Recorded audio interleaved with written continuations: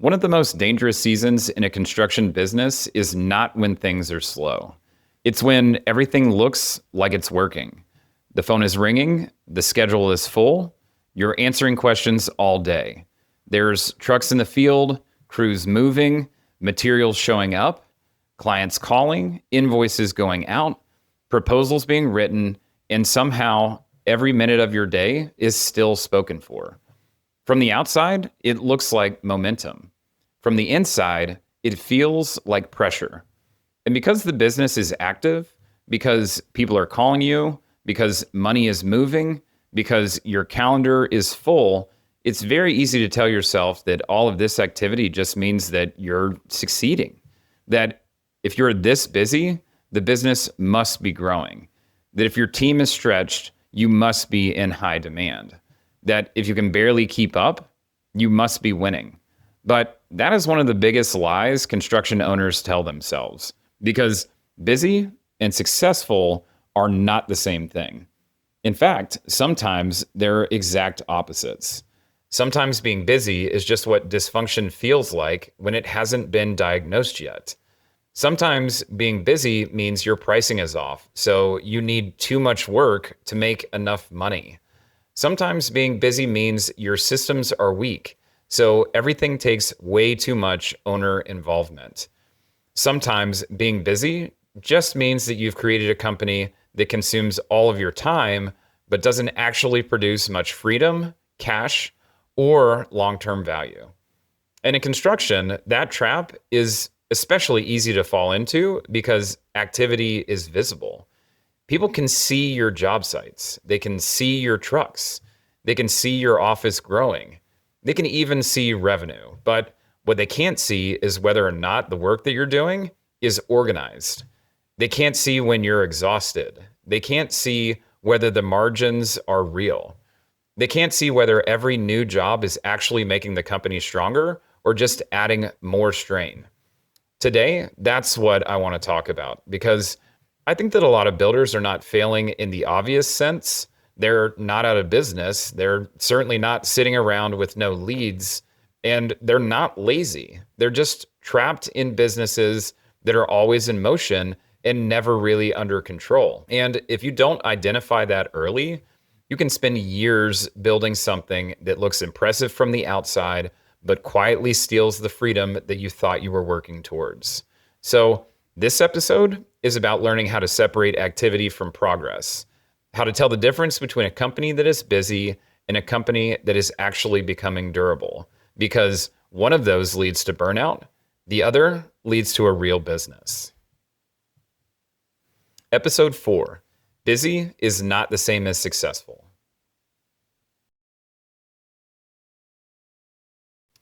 I think builders confuse activity with progress for a very understandable reason. Construction is a real-world, physical industry. Work is visible. Movement is visible. There's always something happening. If you're in software, maybe progress is hidden in a code or a system or customer retention, but in construction, progress feels tangible. You can drive by your projects and see the house going up. You can walk the site and see the labor happening. You can watch trucks come in and out, and you can point to your backlog and say, look how much we've got going on. Now, that makes activity emotionally satisfying. It gives you something to point to. It gives you something to show your team, your spouse, your competitors, and yourself. And in the early stages of a company, that matters, because when you're first starting out, the biggest fear is often that there won't be enough work. So when you finally become busy, it feels like safety. It feels like validation. It feels like proof that you made it through the hardest part. The problem is that enough work and healthy business are not the same thing. You can have a calendar that is completely full and still be underpriced. You can have multiple jobs under construction and still have poor cash flow. You can have a team that is running hard and still have no clear systems. You can be answering calls constantly and still be the bottleneck that prevents growth. A lot of owners will never stop to ask the deeper question: what is this activity actually producing? Is it producing real profit? Is it producing stronger systems? Is it producing a better client experience? Is it producing more predictability? Is it producing more freedom for the owner and the team? Or is it just producing more motion? Because motion is satisfying. Motion feels productive, even when it's not. Think about the owner who spends his day bouncing from job site to job site, answering field questions, solving selection issues, checking in with clients, sending change orders at night, pricing the next job after dinner, and calling vendors before bed. That owner is absolutely busy. No one can accuse them of not working. But if that whole business still depends on them tomorrow in exactly the same way that it did yesterday, has the company actually progressed? Or has it just survived another day inside the machine? That's the difference that matters. Progress means that the business is getting stronger. Busy often means that the owner is just getting more consumed. And I think a lot of builders stay stuck here because the world around them rewards busyness. Clients reward responsiveness. Employees reward fast answers. Friends assume a full schedule means success. And even the owner starts using busyness as a badge of honor. I can't tell you how many times I've said the phrases, I'm slammed, or we're swamped, or we're covered up. And those phrases are usually said with a mix of pride and stress because deep down, they signal something real. People want what we do, but demand alone doesn't build a business. Demand without structure usually creates chaos. And chaos with revenue attached to it can survive longer than people think. But that's a trap that is extremely dangerous. A broken company with no work gets attention fast. A broken company with a full backlog can hide in plain sight for years.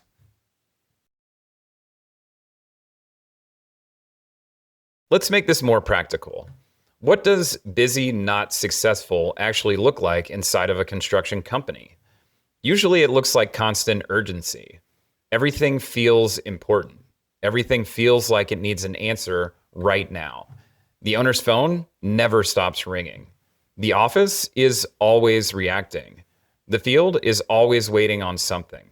There's always an open loop somewhere.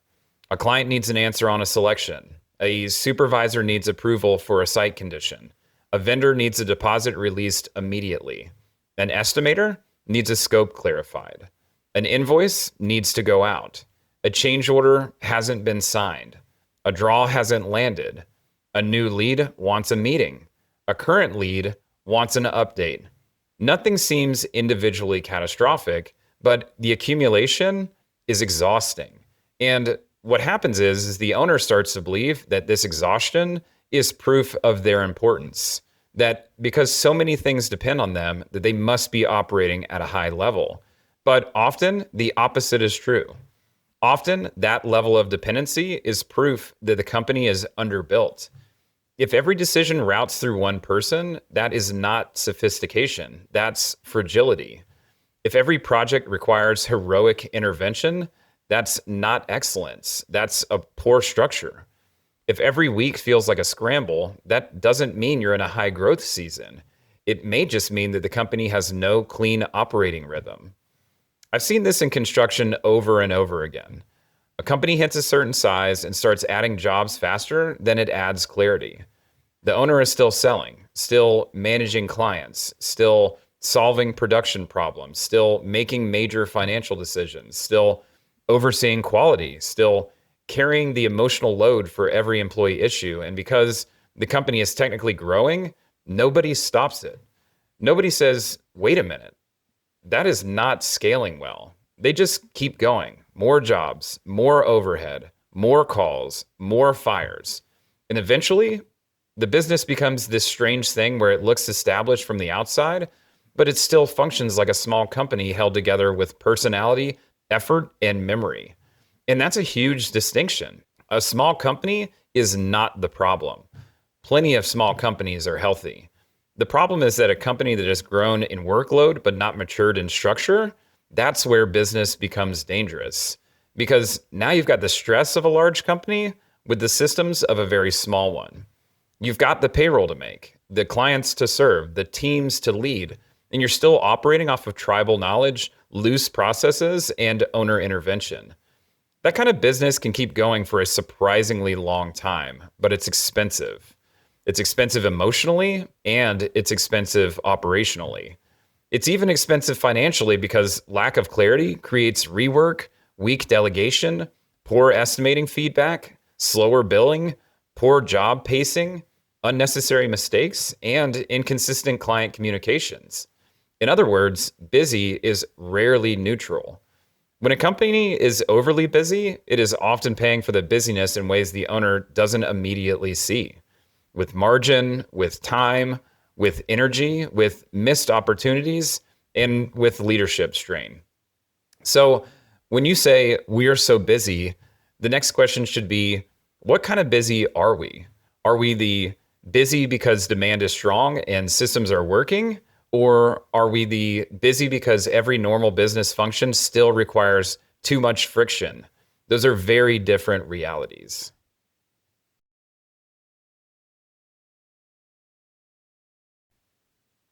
If busy is not the same as successful, then what should success actually be measured by?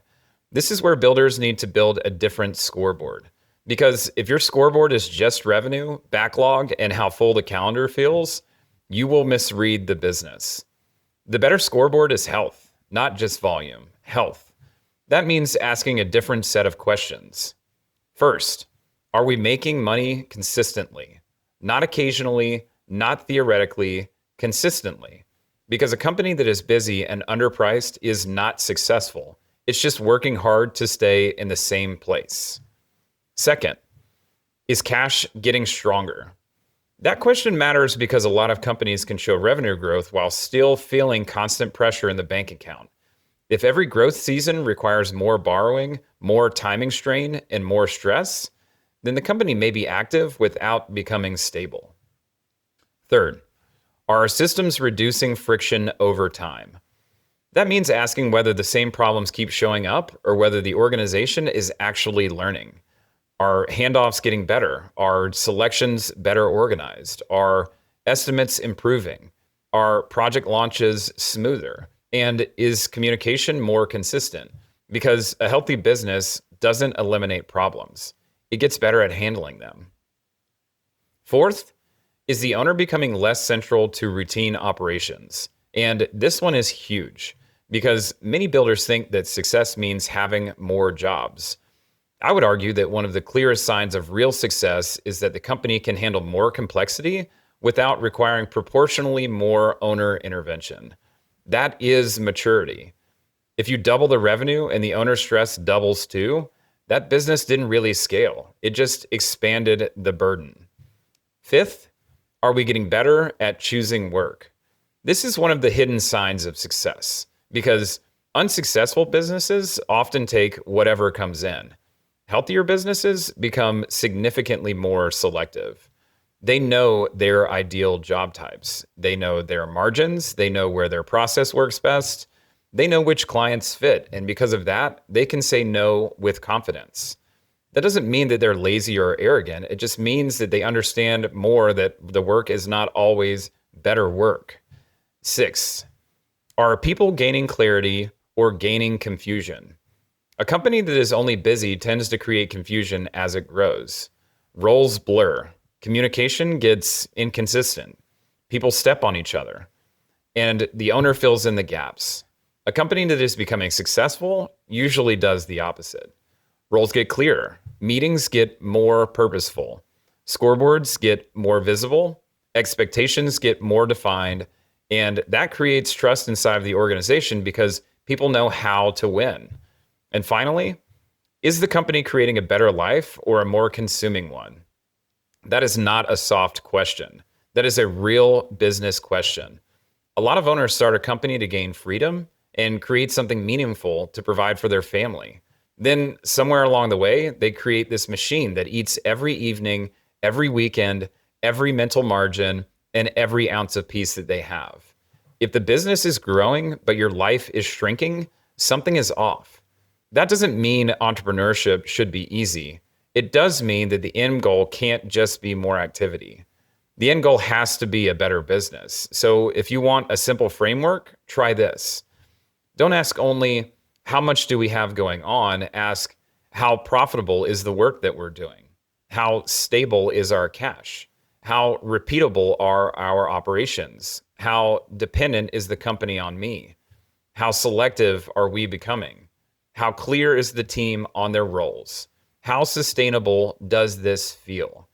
That scoreboard will tell you far more than busyness ever will.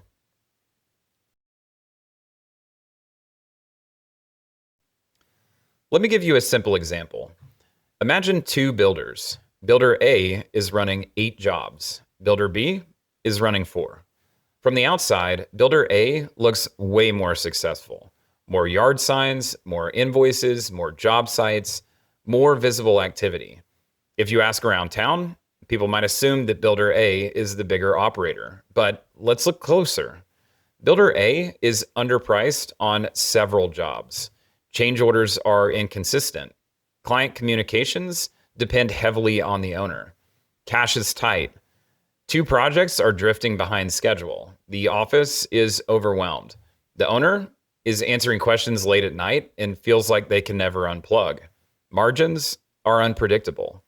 Meanwhile, Builder B is running 4 jobs with clearer pre-construction, tighter estimating, more disciplined client selection, stronger scheduling, and better handoffs between sales, office, and the field. This owner still works hard, but not every issue routes through them. Cash is healthier, gross profit is stronger, clients are better informed, the team is calmer. Which builder is actually more successful? The answer is obvious once you slow down enough to see it, but in real life, many owners spend years trying to become builder A. But why? Because activity is easier to admire than discipline. Volume is easier to brag about than control, because busyness is visible. Stability is quieter. This happens in real estate investing too. People love talking about doors. How many units do you have? But the better question really is, how healthy are the assets? Because a small portfolio with strong cash flow, good operations, and clean debt can outperform a much larger portfolio built on weak fundamentals. The same is true in construction. The better question is not, how many jobs do you have? It's, what does each job contribute to the company? Does it contribute cash? Does it contribute margin? Does it contribute better marketing position? Does it contribute team development? Or does it simply just add more noise? This is why some owners get trapped in growth cycles that never create relief. They hit a revenue goal, but overhead rises with it. They add staff, but clarity doesn't keep up. They take more work, but the work is not consistently good fit work. So they end up in this frustrating place where the company looks bigger every year, but it never really feels stronger. And this is one of the most discouraging realities in business.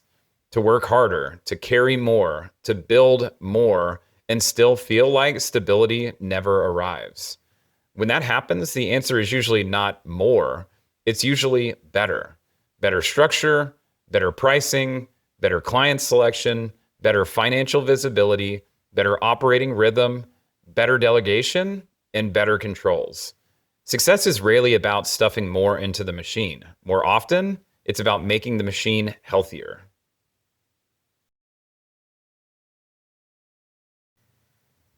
So, how do you actually move from being a busy company to becoming a successful one?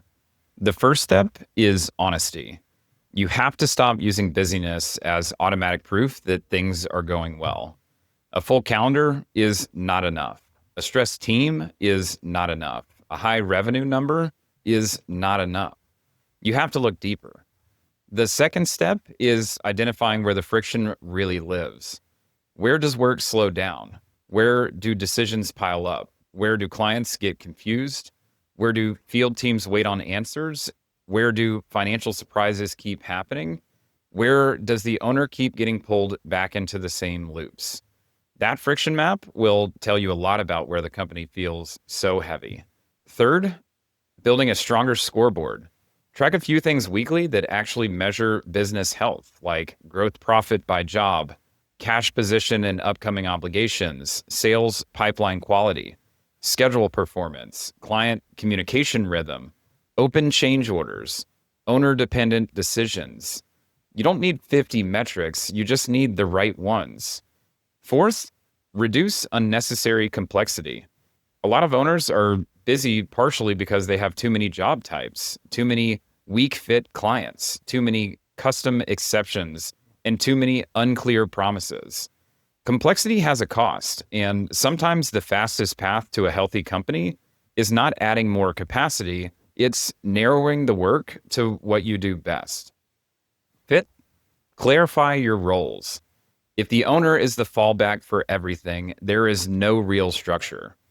Write down who owns client updates, schedule management, budget review, quality oversight, purchasing flow, and approval points. Not perfectly, just clearly. A company gets calmer when people know where decisions live. Sixth, improve the handoffs.